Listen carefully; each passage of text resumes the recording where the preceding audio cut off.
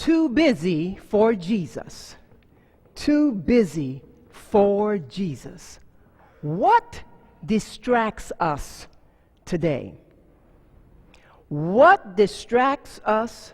And I love the illustration that Christine gave. What distracts us when we know without a doubt that Jesus is right here with us, but we still are distracted? Yes, we have busy schedules, but I have a hypothesis that we are more distracted with such things as worry, being anxious, bitterness, hopelessness, being unforgiving, having scheming ways. Such things that preoccupy us, and we miss out on Jesus' presence when he is near. Because Jesus wants to be with us, near us, and a part of us always. When reading this text, we can see it is about Martha's priorities of worry, of anxiousness, of bitterness, and hopelessness that hinder her from spending time with God. She even went to Jesus to admonish her sister, Mary. She was scheming. Yes, she was. She wanted Jesus to reprimand Mary. Yes, I believe many of us may want to try and live our lives in perfect order before we enjoy being in a relationship in the presence of God. We may mask behind busy schedules or other things we accept and hide behind. I believe many miss out on Jesus' presence because they are afraid. Afraid of what? That there will be work to do, but not like the work priorities that Martha felt were necessary in order to prepare for Jesus' visit. Let's look at our story today from the eyes of Mary, the sister who just basked in Jesus' presence. She worshiped with and sat at Jesus' feet. Now, since I want you to look at this story from Mary's eyes, the sister who was basking in Jesus' presence, we see how she was affirmed by Jesus. How, you may ask? Jesus told the preoccupied sister Martha that Mary had chosen wisely. How could Mary have chosen wisely since she wasn't doing anything deemed as being hard work? Maybe that's what the gospel writer was trying to teach the Christian community during those times with the telling of that story. And maybe a lesson we can take away today from the hearing of this story. Instead of our human priorities of worry, anxiousness, bitterness, hopelessness, unforgiving nature, are always trying to scheme to get ahead, our spiritual priority must consist of to just trust and bask in the presence of Jesus. Take in and be exposed to Jesus, those true blessings. Now, the busy sister, Martha, could have been working on food prep for Jesus, but the basking sister, Mary, accepted that Jesus once said, "I am the bread of life." The busy sister, Martha, could have been working on ensuring that Jesus had a clean and comfortable place in which to sleep.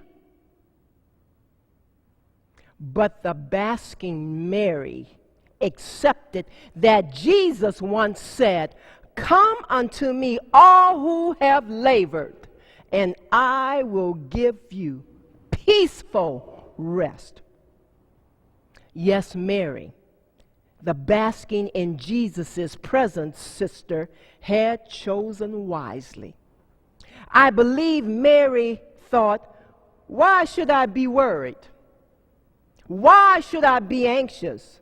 Why should I be bitter or even unforgiving? Why should I even scheme to try to get Jesus to tell Martha something nasty just because I didn't try to be perfect for Jesus' visit? I believe Mary was thinking, I just need to be in the presence of the great I am. All will be well, even with my imperfection or imperfections from the pulpit to the pew. Jesus will make it all right. So what can we learn from Mary in this overall story? First, accept that perfection is not necessary. Accept that perfection is not necessary. Perfection to be in a relationship with Jesus should not be a priority in our lives. Because if it is, we'll never be in relationship with Jesus. We can't ever have things all come together, believing that that will be the only way Jesus will accept us. How many people know the hymn, "Just As I Am"? Without one plea, that's saying you must be able to come to Jesus just as you are. All you have to do is confess that you may be masking why you don't place Jesus first in your lives. You're too busy. Ask for forgiveness. You don't feel adequate. Ask for forgiveness. Work at being in Jesus' presence. That's the hard work, knowing that you will never be perfect. Identify your distractions and pray to Jesus to help you to get over them, to forgive you for the distractions. Perfection. You can't do it. Next, know that another one's perception is not important. Know that another one's or another person's perception is not important. Mary truly didn't care about what Martha, the busy sister, thought about her being with Jesus. If she had, she would have been busy like Martha. She would have gotten up. She would not have been sitting at Jesus' feet.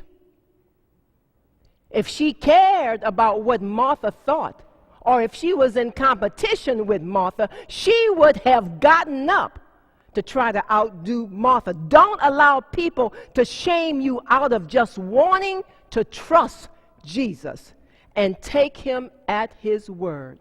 Don't be in competition. What somebody else does in church is fine. You do what you do in your giftedness.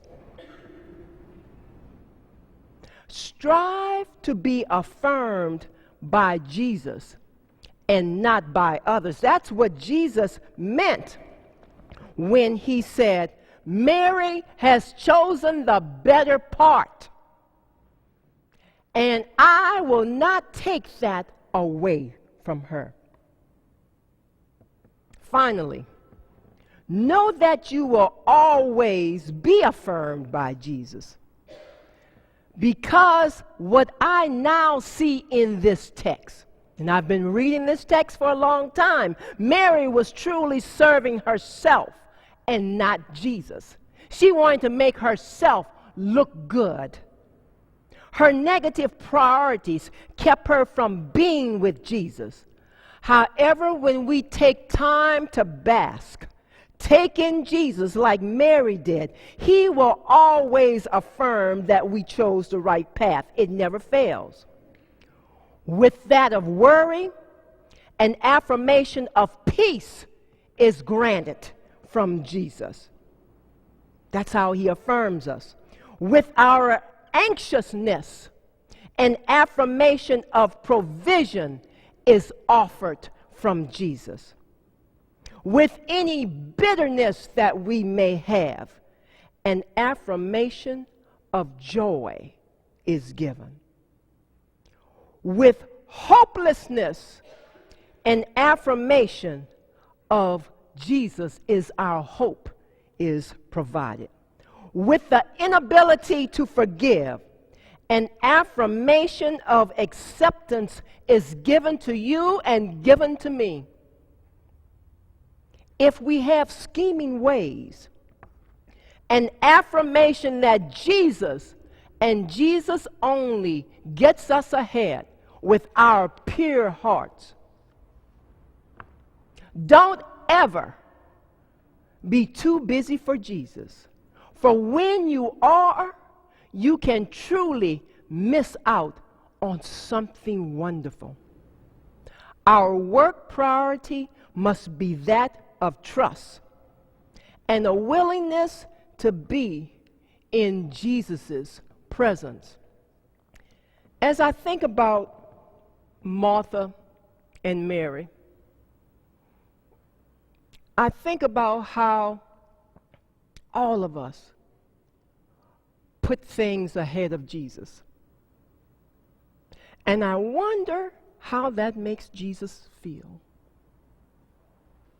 And sometimes we get into such a habit of doing it that we don't even feel guilty about it anymore. And where I was taking you, yes, the cleaning up, the food, but we have other things, as I said, that we hide behind. The worry, am I doing enough? Are my kids doing enough to make sure that they're going to get the scholarship, be recognized? We hide behind being anxious.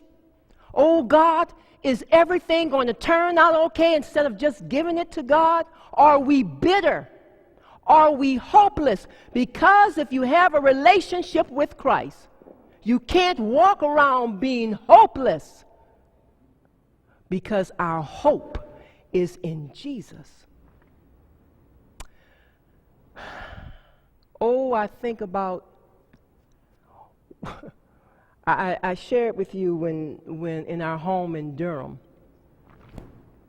Nelson and I used to do something called the Cajun Christmas every year. And we didn't believe in giving Christmas gifts. When we first got married, we used to give out a whole lot of Christmas gifts and be paying all year long on those Christmas gifts. You all know what I'm talking about? Or were we the only ones that did that?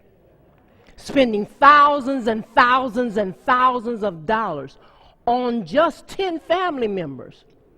We said, we're not going to do that anymore. We're just not going to do that. So we did something called the Cajun Christmas, where we would start preparing for it all year long, because I would cook jambalaya, and you have to have shrimp and sausage, and you do know shrimp and sausage, that's high. And I would cook a ham, and I would have bread pudding, and I would have potato salad. And all of this was for 70 people every year. And I would get up at 1 a.m. I would take off from work. My board of directors knew that I would take off from work the second Friday in December. That was a standing thing for the 15 years I was there, because I had to prepare for the Cajun Christmas. Nelson would be at the beauty salon working, doing somebody's hair, and I would be on Grandale Drive preparing because I wanted everything to be perfect. I would start cleaning 3 weeks ahead of time so that I can just touch up. I see some people laughing. I would get on the floor with knee pads and scrub the baseboards with a toothbrush. Somebody said, "Oh my God." That's how perfect I wanted to be. And when my 70 guests would get there every year, I couldn't enjoy their presence because I had worked so hard. They loved the jambalaya. They loved the ham. Oh, I forgot. We had fried catfish that Nelson would do when he would come home from work. And when people, at first, when we first started doing it, this party would start at 7 o'clock. At 10 o'clock, people would be gone. By the time when we left there, the party would start at exactly 7 o'clock. People would started coming in. And at 5 o'clock the next morning, people would leave. I would be in the corner sleeping somewhere. And Nelson would wake me up and say, "If you hadn't tried to prepare, you could have enjoyed the presence of the people." And I said, "What did they say?" "Oh, they loved the jambalaya. Oh, they loved the ham. Oh, they loved you." "Why didn't you hear it, Sheila?" "Because you were sleeping in the corner." I was the perfect hostess. But I missed out on what the party stood for. The party stood for, we don't believe in giving gifts, but this is how Nelson Ross and Sheila Sholes Ross will show their love to you. Oh, we had everyone there. People from our neighborhood, the mayor, senators, seriously. We had bricklayers. We didn't care how important people thought you were or didn't think you were. We thought you were important and wanted to show you the love. But I couldn't experience it because I was too busy doing what? Sleeping in the corner. Don't miss out. Don't be too busy for what you are truly called to do. I was called to love that night, not have perfect baseboards, because guess what? People weren't looking at the baseboards. And don't talk about scrubbing the toilets. Before, Nelson Ross said you need to be scrubbing the toilets afterwards. You need to be scrubbing afterwards. Yes, we have clean toilets, but 70 people on 3 toilets clean the toilets. And then one day, when we did our last Cajun Christmas, before we came to Massachusetts, didn't have 70 people, just a few of our closest friends. The home was clean. The baseboards were not clean with a toothbrush. I took off from work and started cooking at 1 o'clock in the morning because everything had to be fresh. But I finished cooking instead of 6:45 p.m. the night. I finished cooking about 5 p.m. And I went and I took a shower. And I asked God, I prayed, God, let people be able to feel the love. Let me be in their presence, because I may not be in their presence for a long period of time, because I'm going to Pittsfield, Massachusetts, to First Baptist Church, the greatest church in the Berkshires. And that night, for the first time, with us doing the Cajun Christmas, I was basking in the guest's presence and feeling the love. I wasn't too busy for them. And first gentleman came and whispered in my ear as we bid farewell to the last guest. "Oh, you enjoyed this year, huh?" I said, "Yes, because I understood truly what being in the people's presence truly meant." You need to understand what it truly means to be in the presence of Jesus. It's not about being perfect. It's not about being busy. It's about being there with a clean and pure heart. Not a perfect heart, but a clean and pure heart. All of us need to be more like Mary and a lot less like Martha. Amen? More like whom? And less than whom? More like whom? And less than... I think you have it. Is there any